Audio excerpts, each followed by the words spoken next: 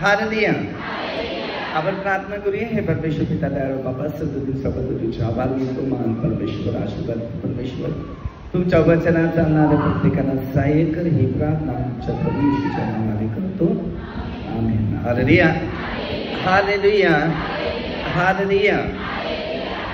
आपण वचन असं घेणार आहे की मनुष्य जो आहे देवाचं राज्य कसं घ्यावं, मत्ते 7:33 हे वचन आहे।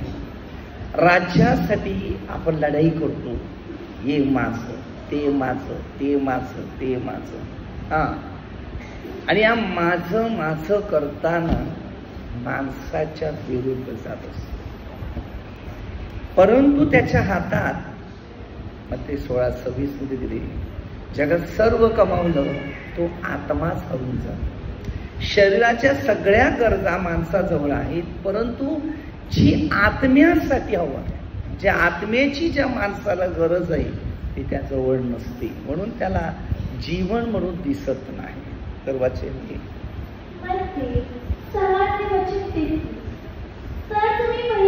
तर तुम्ही पहिल्याने देवाचं राज्य, त्याचे नीतिमत्व हे मिळवण्यासाठी, म्हणजे त्याच्या बरोबर हे सगळं हवं आहे ते मिळणार आहे। काय? पहिलं राज्य। आज मोबाईल खरेदी करायचं असेल, एक पैसे जमा करायला लागतात, बरोबर?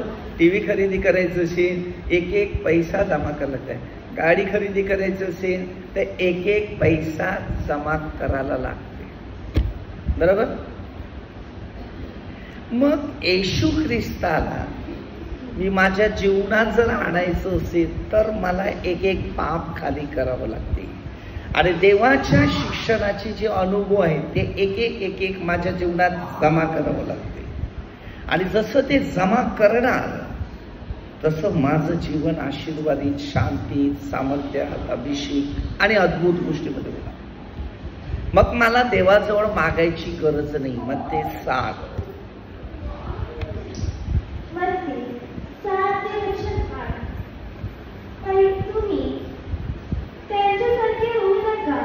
तुम्ही त्यांच्यासारखे होऊ नका। काय पाहिजे? तुमच्या गरजा काय आहे जो तुमचा बाप तुम्ही त्याच्याकडे ते मागण्यापूर्वी, हालेलुया, बघा, तुम्हाला काय पाहिजे ना ते मागू नका, ते मागण्याच्या अगोदर हालेलुया। म्हणून त्यांनी काय केलं? पहिल्याने राज्य, नीतिमत्व हे मिळवण्यासाठी तू झट, बरोबर? हे जे पाहिजे ते। मत्तेमध्ये 8:5 पासून एक शताधिपती आला, प्रभू येशू त्याला सांगतो मी येतो तुझ्या घरी। सांगते नको, तुम्ही एक शब्द बोला, आलेला मागायला की नाही? आला? कोण आला? कोण आला मागायला? नोकरासाठी कोण आला? मालक। या पृथ्वीचा मालक होता तो, स्वर्गाचा मालक नव्हता। तो स्वर्गाच्या मालकाजवळ आला, तर स्वर्गाचा मालक सांगतो मी येतो। हालेलुया। नको, तुम्ही एक शब्द, कारण योहान 1:1 मध्ये त्याला माहिती होतं, कारण शब्द देव होता। जे मी शब्द बोलतोय या शब्दाचा अनुभव तुमच्या जीवनात जर उतरत आहे तर तुमचं जीवन आशीर्वादाने भरलेलं आहे, आणि तुम्हाला पाहिजे ते सगळं मिळणार आहे। हालेलुया। कारण देवाजवळ मागायला लागत नाही, म्हणून काय सांगते? तुम्ही मागण्या अगोदर हालेलुया। म्हणून मार्क 11:24 वचन दिले, प्रार्थना करून मिळालेलंच आहे। कसा विश्वास धरा? विश्वास कसा धरणार? भूक लागले असं वाटते, थोड्या टायमाने जेवण गेलं, घाबरू नका. अरे पण आध्यात्मिक भोजन पहिलं खा की नाही. जर जीवाला ते मिळालं ना तर त्या माणसाला भूक पण लागणार नाही. मग ते चार मनुष्य केवळ भाकरीने नव्हे तर शब्दाने.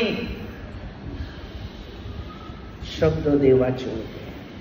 हे शब्द आमच्या जीवनात जेव्हा येतात तेव्हा देव आपल्या सगळ्यांना त्याचा अनुभव द्यायला सुरुवात करते. हालेलुया. तर पहिलं ख्रिस्ती ह्या नात्याने प्रवास कसा करावा हे पहिलं शिक्षण घेतलं पाहिजे. देवाबरोबर कसं राहावं हे शिक्षण पहिलं घेतलं पाहिजे. देवाचं राज्य कसं मिळवावं हे पहिलं शिक्षण घेतलं पाहिजे. कारण ही वेळ आता अशी नाही आहे. या जगाच्या कोणत्याही गोष्टीमध्ये तडफड. मी लोकांना सांगतो, आजचं काम उद्याला ढकलू नका. तुला आज वेळ मिळाली 24 तास, त्याच्यात तू काय करायचं त्या आजच्याच टायमाचं कर. उद्याचा विचार करू नको. अर्धी किंवा मत्ती 6:34. एका दिवसात काय होईल कोणाला माहिती नाही. दिवस तुमचे नाही. दिवस त्याने निर्माण केले. त्या दिवसात तुम्हाला शिकवण दिली नाही, ते तुम्ही आणि मी पाळायचं आहे. लोकांमध्ये बदल होणार ये काय, हे पवित्र शास्त्र लोकांना बदलते. हेच पवित्र आहे, तुम्ही ना मी पवित्र नाहीये. समजला? आपले विचार जागेवर आहेत का? चांगले विचार येतात का? चांगले विचार येत असते ते चांगलं काम करायला निघाले असते. कोणताही मनुष्य चांगल्या विचाराने कमी बसतो. खाली बसलेलं जर शैतानाचं, बसल्या बसलेला आता कुठे जातील त्या पत्ता नाही. बरोबर? संध्याकाळी बकरीचं मटण आणून शिजवायचंय. मटणाबरोबर काय खाऊ? पुऱ्या बनवायच्या आहेत आठवड्याला एकदाच, किंवा काय पाव बिव आणून खायचा आहे. कोणाला पाणी नाही ना.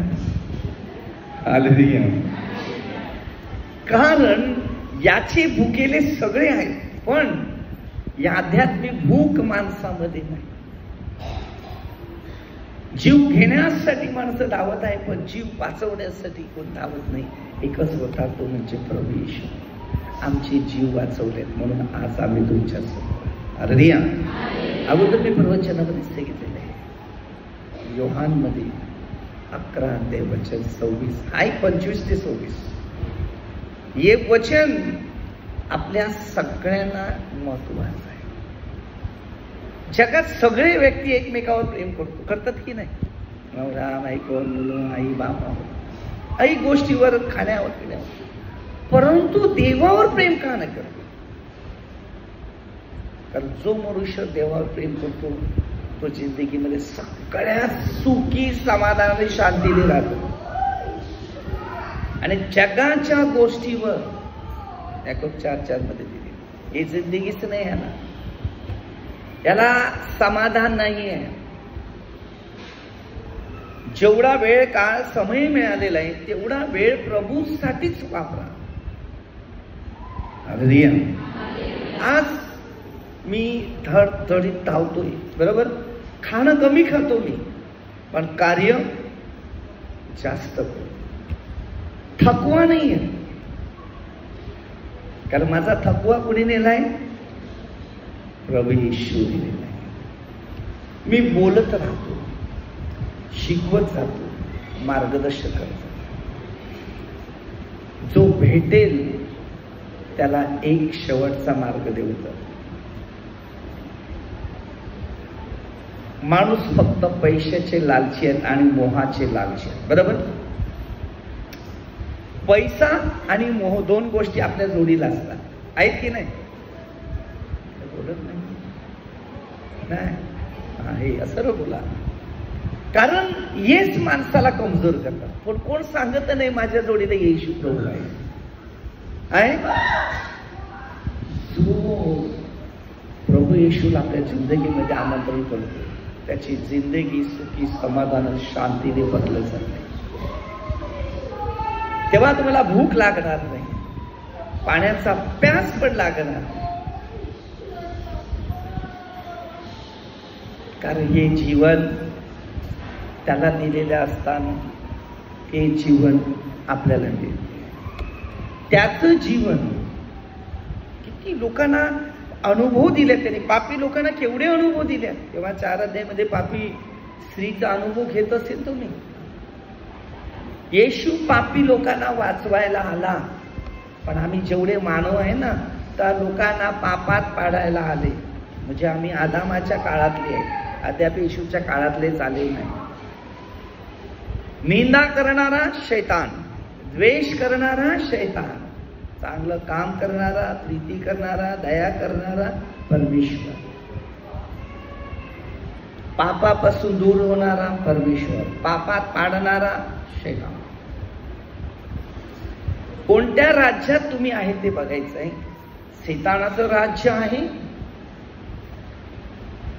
का देवाचं राज्य? येशू ख्रिस्ताला पण राज्य द्यायला गेलेला. लूक 4 अध्याय किंवा मध्ये 4 अध्याय तुम्ही अनुभव ते वाचत राहा जरा बघा. लूक 4 अध्याय वाचत.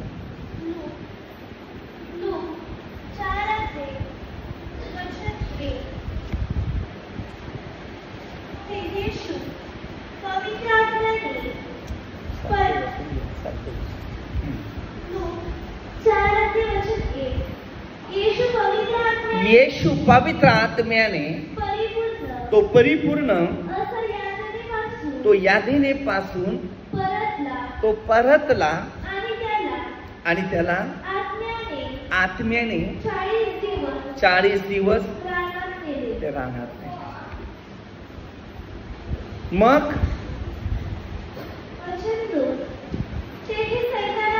तिकडे सैतानाने त्याची परीक्षा केली.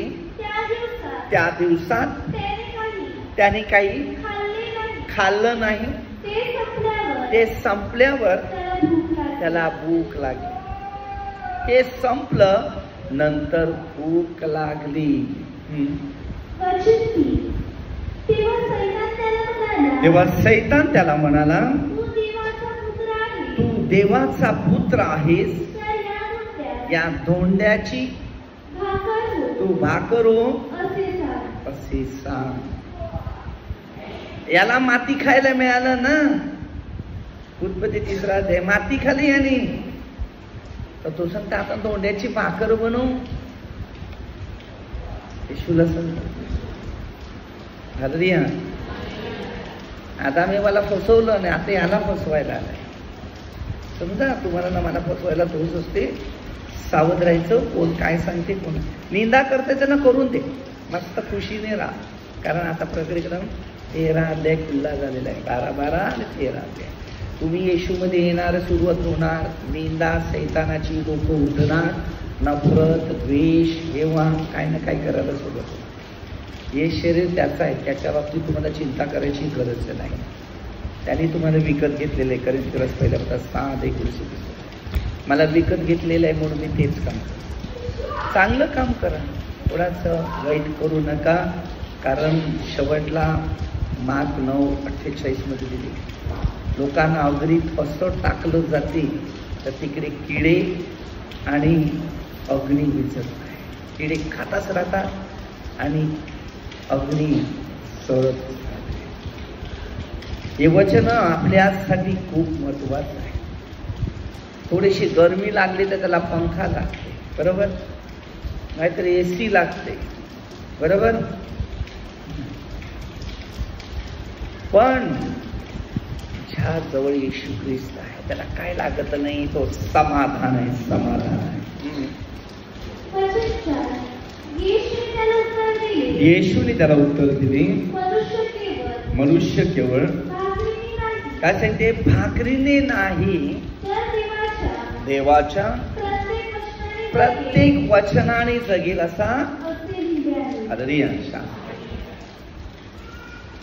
मनुष्य भाकरीने नव्हे तर परमेश्वराच्या शब्द जे वचन आहे त्याच्याने जगेल. जगण्यासाठी वचनाची तयारी.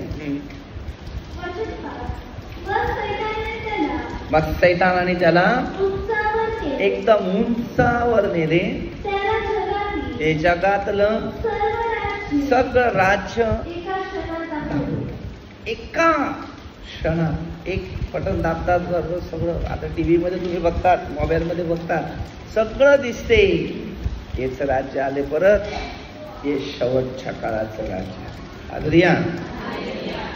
तर प्रभू येशूला पण त्याने सांगितलं डोंगरावरचं हे सगळं बघ केवढं काय काय मस्त आहे. कारण पहिला आदाम आणि एव्हा जे होते ना त्यांच्याकडून याने हिरावून घेतलेलं आहे. तेव्हा येशू आला मानव अवतार म्हणून. मानवाच्या मागे तुम्ही आणि मी पण आहे त्याच्यामध्ये. तुम्हाला ना मला पण मोह देईल ना. आपण त्याला झुकले का आपण फसले का गेले कामात. परत तुम्ही आशा धरू नका पुढचं लाईफ काय असते. आणि त्यांना म्हटले यावरचा सर्व अधिकार त्याचं वैभव मी तुला देईन. ते मला सोपून दिलेलं आहे. माझ्या मनाचे. आता तुमच्या प्रत्येकामध्ये जर पाप असेल तर तो तुमच्याद्वारे एखादा मनुष्य पवित्र जीवन जगत असेल त्याच्या मागे न त्याला कसले न कसला मोह देईल. ते पैशाचा, खाण्याचा, स्त्रीचा, पुरुषाचा, वस्तूचा, हे सगळं देईल. पण त्यात समाधान नाहीये. समाधान होत नाही. लक्षात ठेवा. एक क्षणिका गोष्टीचा तो मोह. तर त्यामध्ये तुम्हाला तो पहिला फसवायचा प्रयत्न केला. मग तुम्ही सर्व त्याच्या इच्छेनुसार जीवन जगणार. देवाची इच्छाप्रमाणे नाही. म्हणून मते 6:9 पासून जी एक प्रार्थना शिकवली होती प्रभू येशूने आपल्या शिष्यांना, तुमच्या इच्छेप्रमाणे हो. म्हणजे देवाची इच्छा ही सर्व मानवासाठी बेश्रेष्ठ सुरू. आणि जो प्रभू येशूमध्ये आहे तो देवाच्या इच्छेने चालायचा प्रयत्न करतो. कारण योहान 6:44 तुम्ही पित्याची इच्छा आकर्षिल्याशिवाय वचन ऐकण्यासाठी कोणताही मनुष्य प्रकट होत नाही.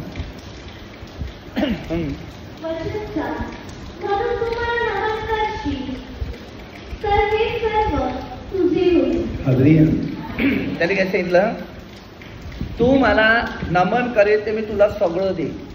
बघा एखाद्या मोहाला मनुष्य नमन करतो, त्या चिकटतो, त्याला मोहाला आकर्षित होतो, तेव्हा ते त्याचंच होते आणि तो त्याच्या मागे लागतो. मग देवापासून दूर होतो. प्रत्येकी शिक्षण हे काय तू बोलते काय, तू मला नमन करशील तर सर्व तुझं होईल. येशूने त्याला उत्तर दिले, परमेश्वर तुझा देव, तू ह्याला नमन कर, त्याची सेवा कर, असं शास्त्रात लिहिलेलं आहे. सगळ्यांना परमेश्वराची सेवा करायची हे शास्त्राचं शिक्षण आहे. योहान 5:39, मत्ते 11:27 आपल्याला शिकायचं आहे. हे वचन आपल्या हर एक व्यक्तीसाठी महत्व आहे. महत्व ज्याने पवित्र शास्त्राचा अनुभव घेतला आहे तोच फक्त त्याच्या मार्गाप्रमाणे चालेल. आणि या जगाच्या सर्व मोहाच्या गोष्टीचा विचार करत आहे तो त्याच मार्गाला जातो. तो फक्त लोकांना मोह दिलं जाईल, आकर्ष केलं जाईल, त्याच्यामध्ये आपल्याला हर चीज आशीर्वादित पाहिजे, हर वस्तू आशीर्वादित पाहिजे. बोल काय सांगतो, जे काय तुम्ही करा, कष्ट, मेहनत, काम काहीतरी करा, पण प्रभू येशूच्या नावाने करा. वाईट गोष्टी प्रभू येशूच्या नावाने नाही, शैतानाच्या नावाने होतात.